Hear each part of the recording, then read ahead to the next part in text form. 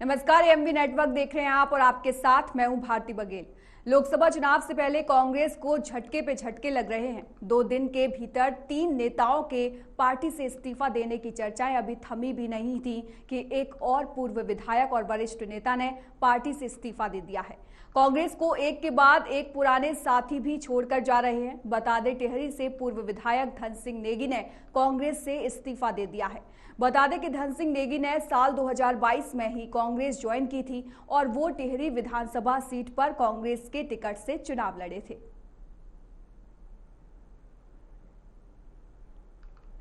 तो उत्तराखंड के देहरादून की एक खबर हम आपको बता रहे हैं, जहां पर धन सिंह नेगी ने कांग्रेस के प्रदेश अध्यक्ष को पत्र लिखा और साथ ही साथ वहां से प्राथमिक सदस्यता से इस्तीफा दे दिया। तो ये एक और झटका निसंदेह कांग्रेस के लिए माना जाएगा, क्योंकि इससे पहले कई नेता कांग्रेस के बीजेपी में शामिल हो चुके हैं।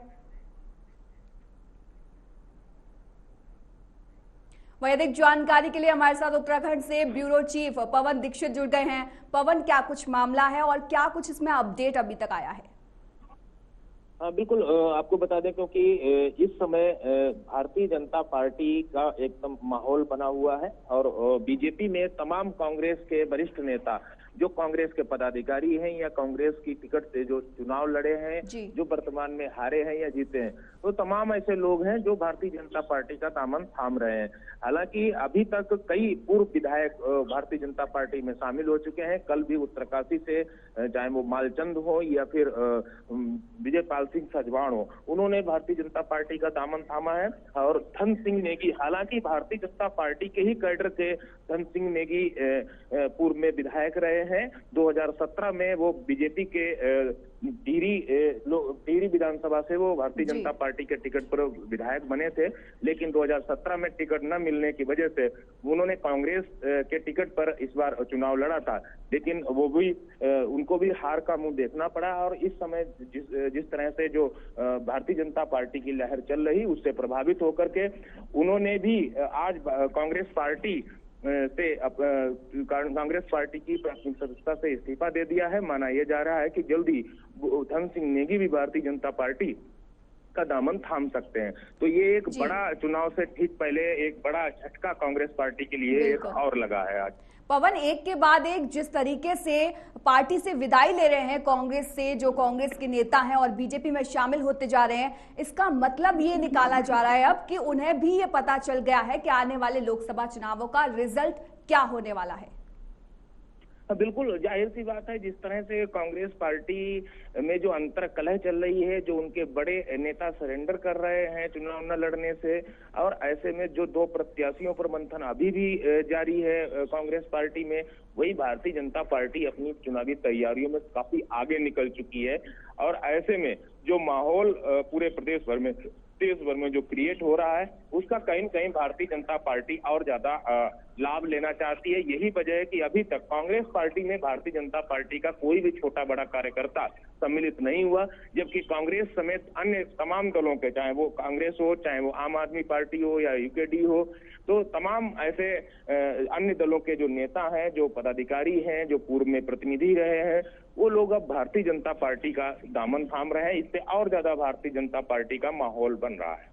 पवन, उत्तराखंड की हम बात कर रहे हैं, अगर उत्तराखंड की जनता के मूड को जानने की कोशिश करें तो जनता का मूड इस बार किस तरफ है? बिल्कुल, क्योंकि जनता के मूड की अगर बात करें तो जनता के पास कोई दूसरा विकल्प नहीं बचा है, क्योंकि भारतीय जनता पार्टी जिस तरह से जिस स्तर से राजनीतिक तैयारियां करती है, राजनीतिक जो पार्टी की संगठनात्मक रणनीति है, उससे पार पाना किसी भी अन्य दल के लिए मुश्किल सा लग रहा है। और जो रही बात मुख्य विपक्षी दल, क्योंकि कांग्रेस ही उत्तराखंड में एक मुख्य विपक्षी दल की भूमिका में है और वर्तमान में भी उनके जो विधायक हैं वो 19 विधायक लगभग यहाँ पर हैं।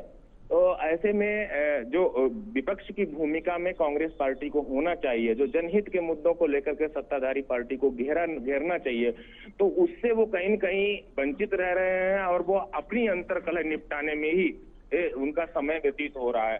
ऐसे में एक तरफ जनता चाह कर भी अगर भारतीय जनता पार्टी का विरोध करे या दूसरी पार्टी को के सपोर्ट में अपना मत करे या उसके पक्ष में जाने की कोशिश करे, तो उसके पास विकल्प नहीं है कि भारतीय जनता पार्टी को छोड़ करके किस विकल्प को चुना जाए।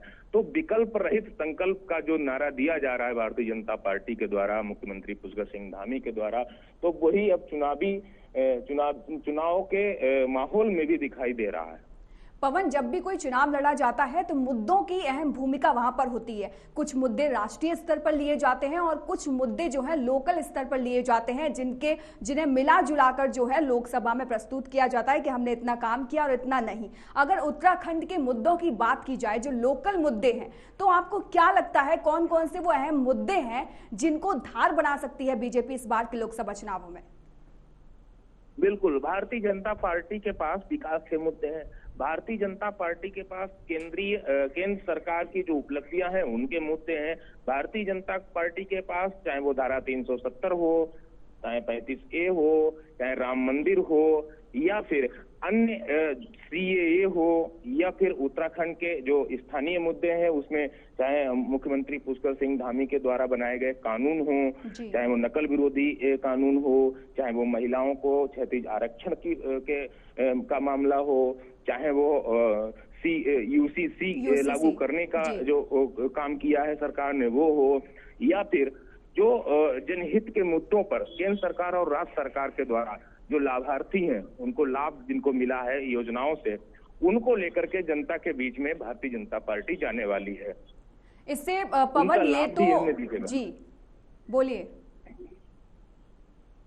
पवन, इससे ये तो साफ हो जाता है कि जमीनी स्तर पर कांग्रेस को अभी काम करने की बहुत जरूरत है। कांग्रेस को ये दिखाना होगा कि वो किस तरीके से उत्तराखंड में बीजेपी से बेहतर है, और इसके लिए कांग्रेस की तरफ से क्या कुछ रणनीति बनाई जा सकती है?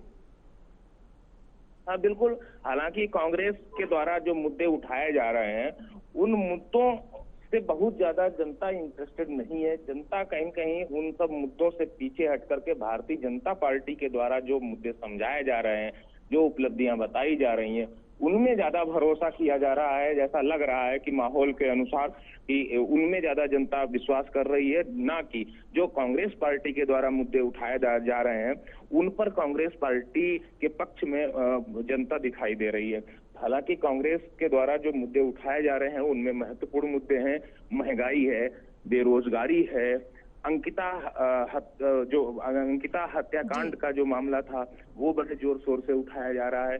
प्रदेश में जिस तरह से जो कई जगह अराजकता हुई है, कई जगह क्राइम के जो मामले हुए हैं, उनको लेकर के उठाने की पूरा प्रयास किया जा रहा है कांग्रेस पार्टी के द्वारा। लेकिन कहीं न कहीं जनता को समझाने में कांग्रेस पार्टी असफल साबित हो रही है। यही वजह है कि भारतीय जनता पार्टी काफी उत्साहित है और कांग्रेस पार्टी अपने प्रत्याशियों को बनाने में, प्रत्याशी बनाने में, अपने कार्यकर्ताओं को रोकने में, उनके कार्यकर्ताओं के साथ सामंजस्य स्थापित करने में असफल साबित हो रही है। बिल्कुल पवन, और अगर हम धन सिंह नेगी की बात करें जिन्होंने अभी इस्तीफा दे दिया है, अगर हम इनकी बात करें, इनके छोड़ने से, कांग्रेस को ये छोड़ दिया इन्होंने, इनके छोड़ने से आगामी लोकसभा चुनावों पर क्या प्रभाव देखने को मिलेगा? क्या महत्वपूर्ण भूमिका इनकी कांग्रेस में रही थी अभी तक, और कितना प्रभाव ये आगामी लोकसभा चुनावों पर डाल सकते थे? बिल्कुल, जब एक माहौल बनाने की बात होती है, किसी के आने और जाने से बहुत फर्क नहीं पड़ता है, लेकिन उसके माहौल बनने से काफी राजनीतिक फायदा नुकसान होता है।